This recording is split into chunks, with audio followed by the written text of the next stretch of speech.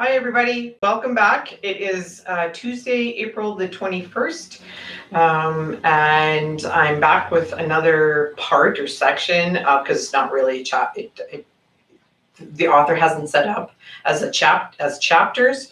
They're more like headings every other page. Today, so I'll just do a quick review of what we know about the one and only Ivan so far.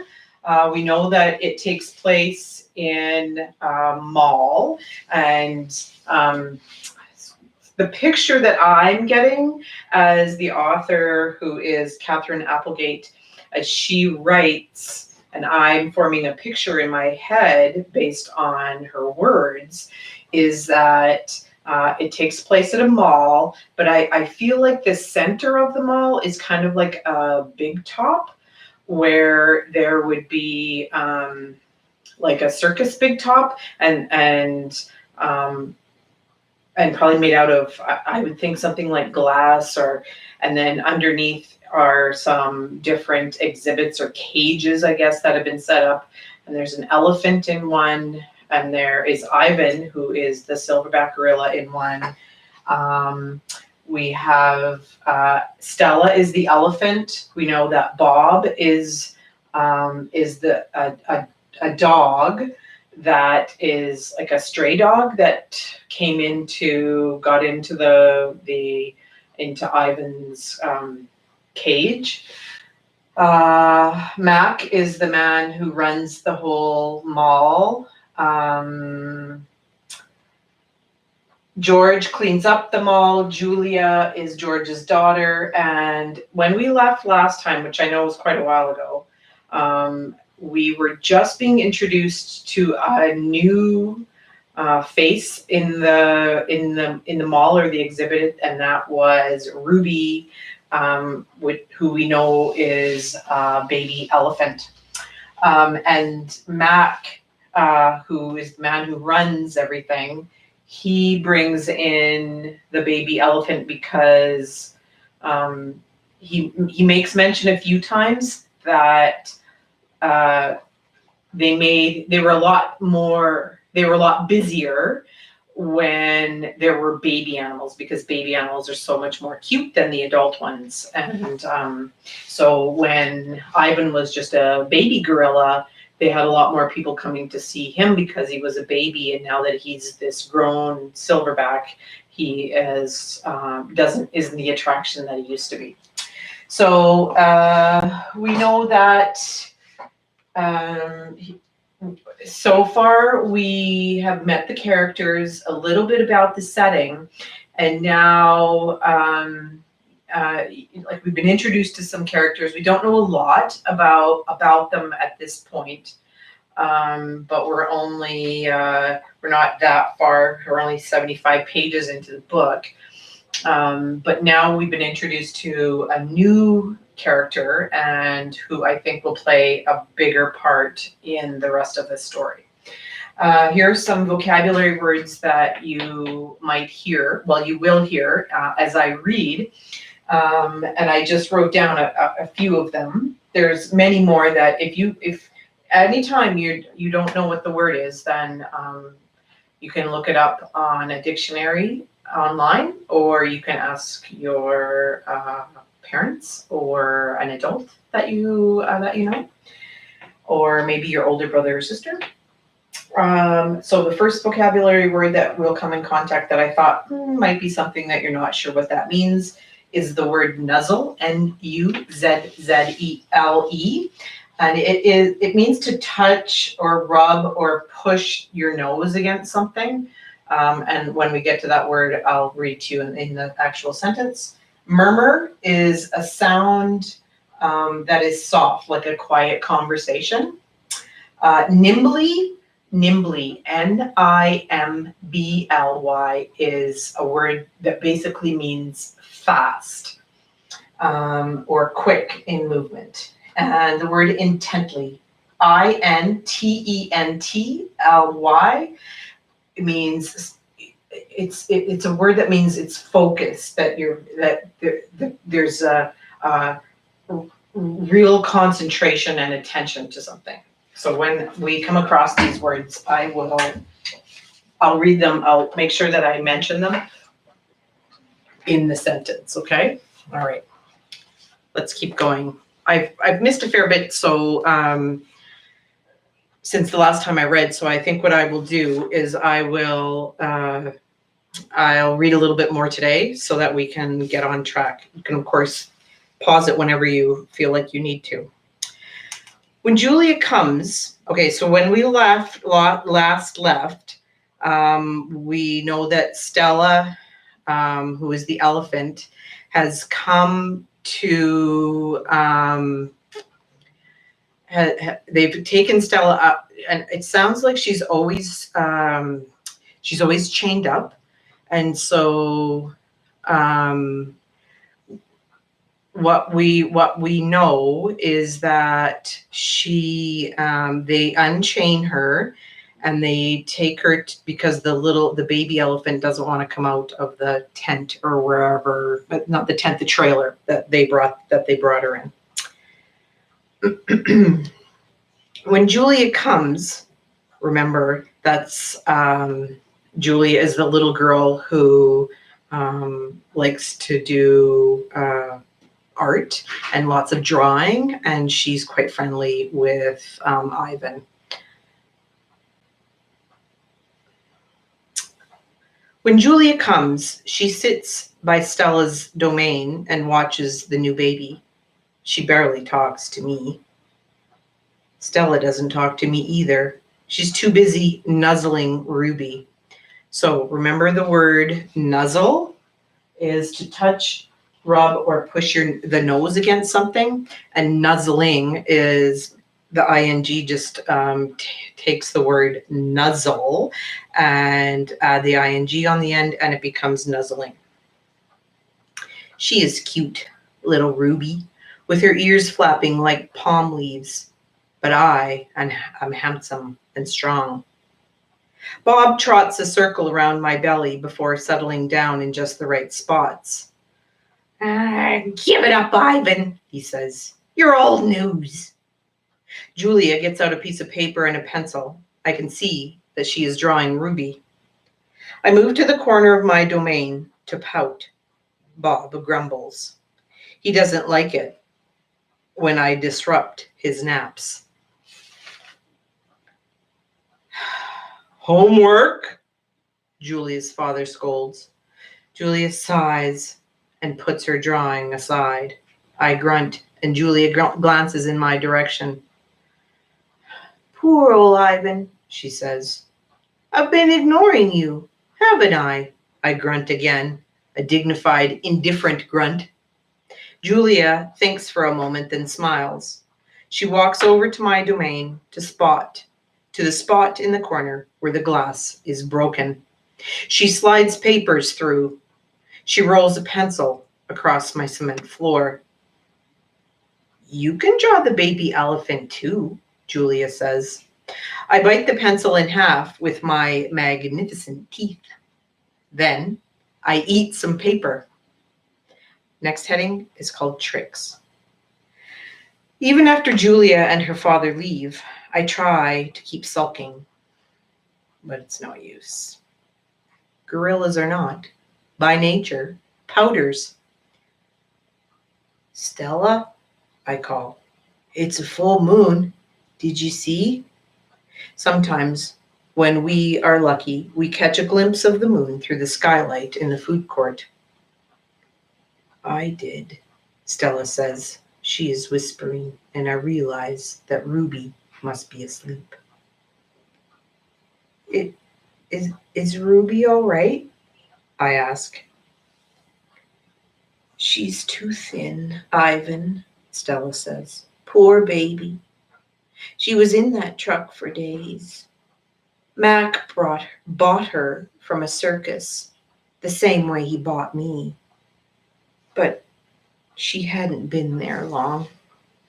She was born in the wild, like us. Will she be okay? I ask. Stella doesn't answer my question. The circus trainers chained her to the floor, Ivan. all 4 feet, 23 hours a day. I puzzle over why this would be a good idea. I always try to give humans the benefit of the doubt. Why, why would they do that? I finally ask. To break her spirit, Stella says. So she could learn to balance on a pedestal. So she could stand on her hind legs so a dog could jump on her back while she walked in mindless circles. I hear her tired voice and think of all the tricks Stella has learned. Next heading is introductions. When I awake the next morning, I see a little trunk poking out between the bars of Stella's domain. Hello, says a small, clear voice. I'm Ruby. She waves her trunk. Hello, I say. I'm Ivan. Are you a monkey? Ruby asks. Certainly not. Bob's ears perk up, although his eyes stay closed. He's a gorilla, he says, and I am a dog of uncertain heritage. What? Why did the dog climb on your tummy? Ruby asks. Because it's there, Bob murmurs. Remember? Murmurs is is a sound that is soft, like a quiet conversation. So, because it's there, Bob murmurs. Is Stella awake? I ask. And Stella's asleep, Ruby says. Her foot is hurting, I think. Ruby turns her head. Her eyes are like Stella's, black and long-lashed, bottomless lakes fringed by tall grass. When is breakfast? She asks. Soon, I say. When the mall opens and the workers come. Where? Ruby twists her head in the other direction. Where are the other elephants? It's just you and Stella, I say. And for some reason, I feel we have let her down. Are there more of you? Not, I say, at the moment. Ruby picks up a piece of hay and considers it. Do you have a mom and dad? Well, I used to. Everyone has parents, Bob explains. It's unavoidable. Before the circus, I used to live with my mom and my aunts and my sisters and my cousins, Ruby says. She drops the hay, picks it up and twirls it. They're dead. I don't know what to say. I am not really enjoying this conversation, but I can see that Ruby isn't done talking. So, to be polite, I say, I'm sorry to hear that, Ruby. Humans killed them, she says. Who else? Bob asks, and we all fall silent. Next page is Stella and Ruby. All morning, Stella strokes Ruby, pats her, smells her. They flap their ears, they rumble and roar, they sway as if they're dancing. Ruby clings to Stella's tail. She slips under Stella's belly. Sometimes they just lean into each other. Their trunks twirl together like jungle vines. Stella looks so happy. It's more fun to watch than any nature show I've seen on TV.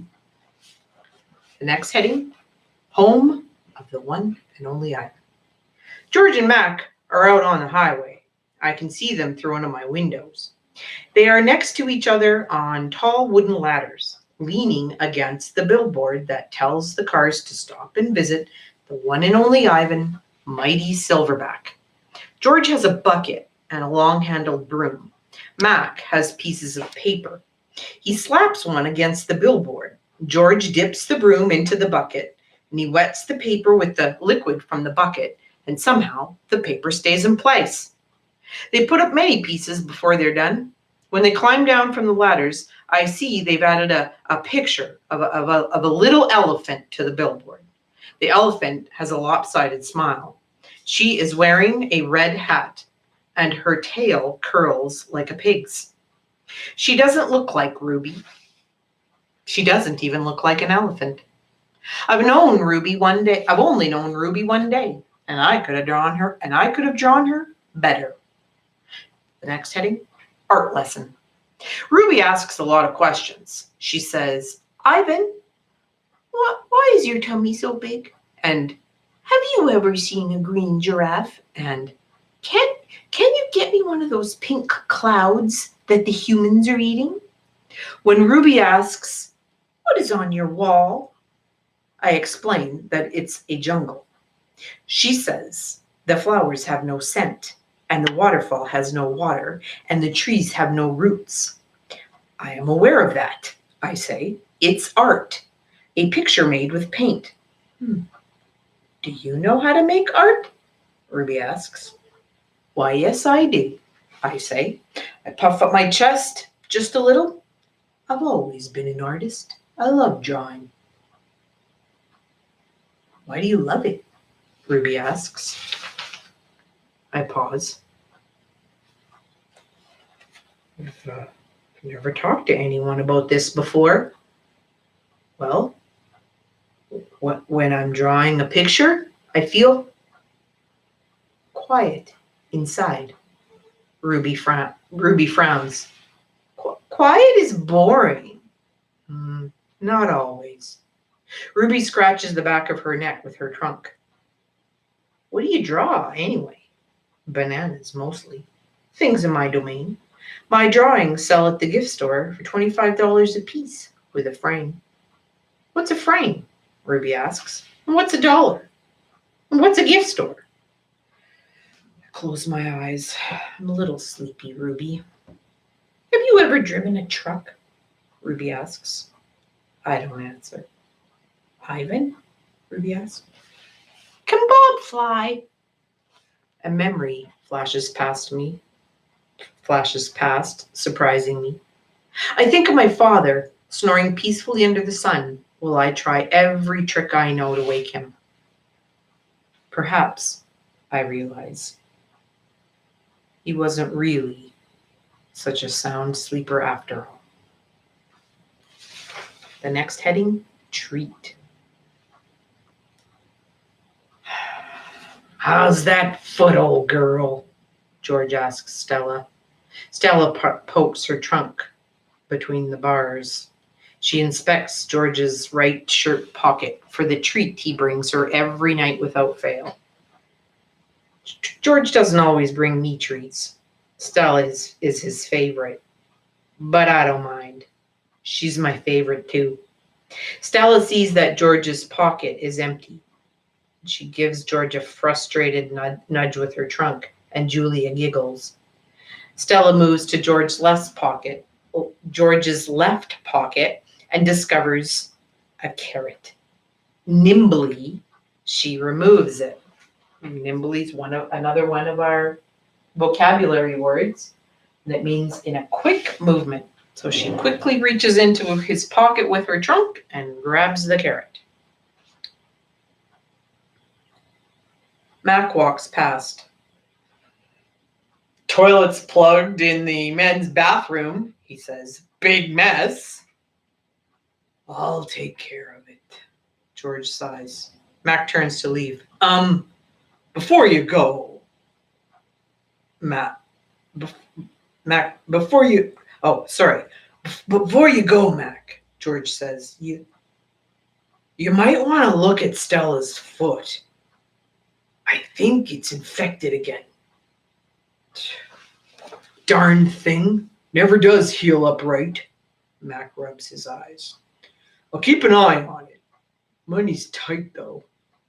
Can't be calling the vet every time she sneezes. George strokes Stella's trunk. She inspects his pockets one more time, just in case.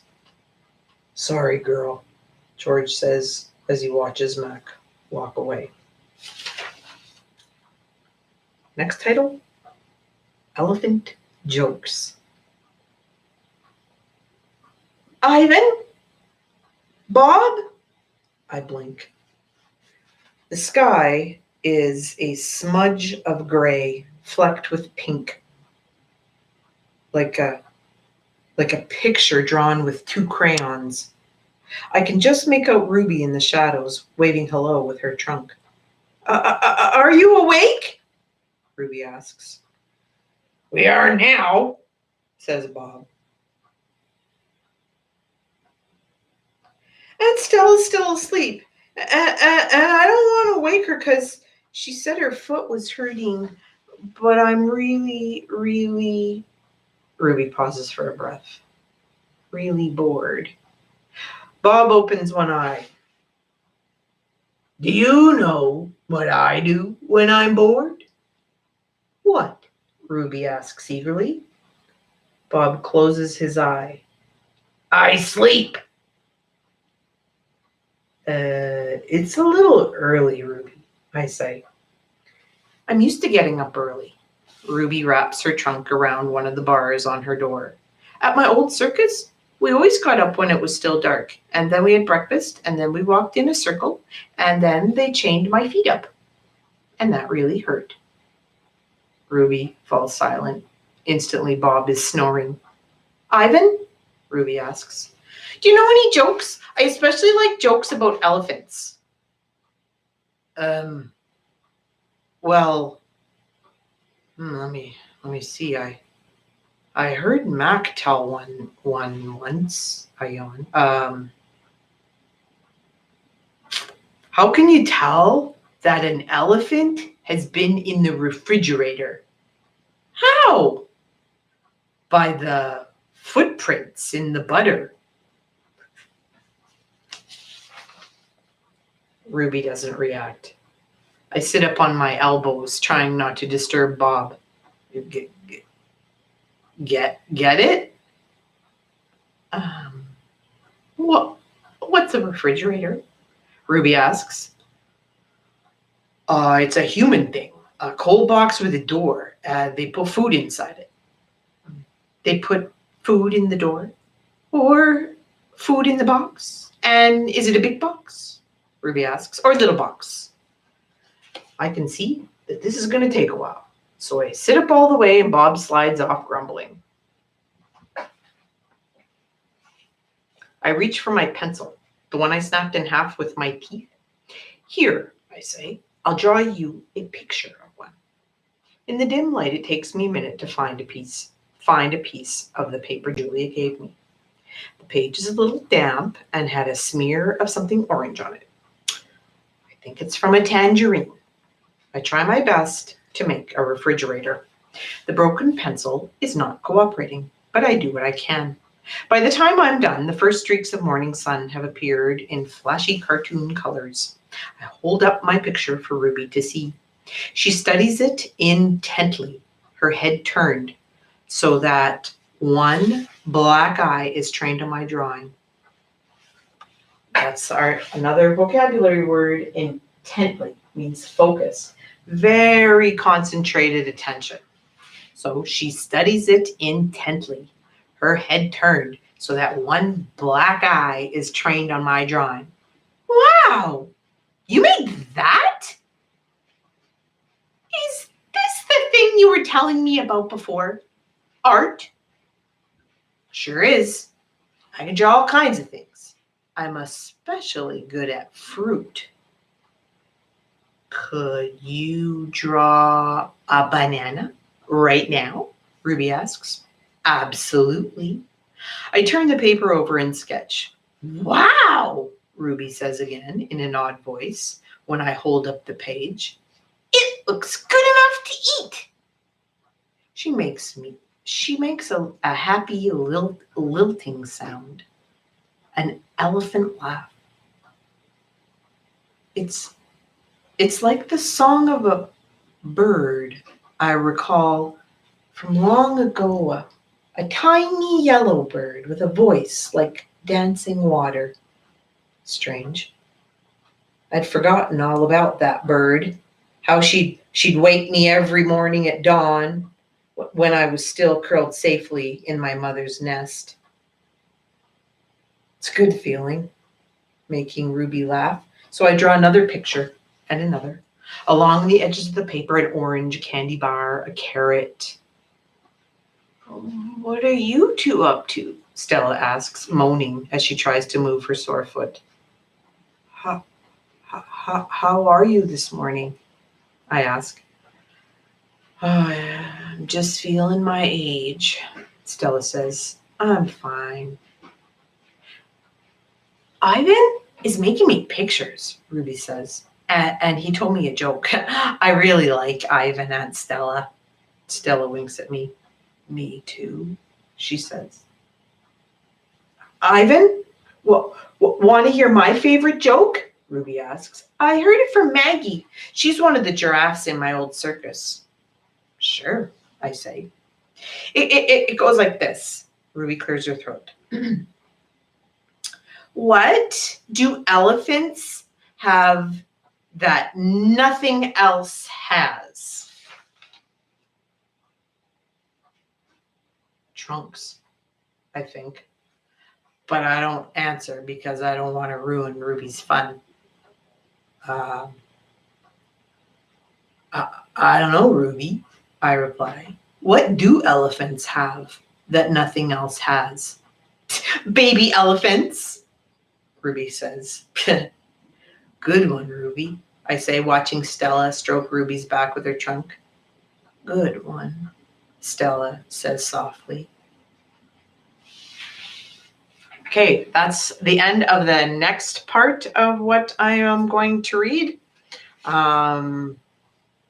It's getting pretty good. I wonder what's going to happen to Stella. I hope, it sounds like she's pretty sick, and hopefully they get her to a veterinarian or an animal doctor, and or bring one in, because I guess she's probably too big to take anywhere in a trailer.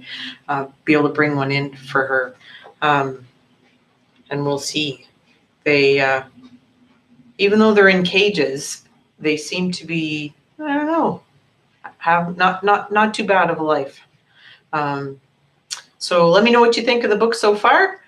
You can put comments in the bottom, share the story and this link with your friends, and we will see you tomorrow. Bye, everybody. Hope you had a great Easter.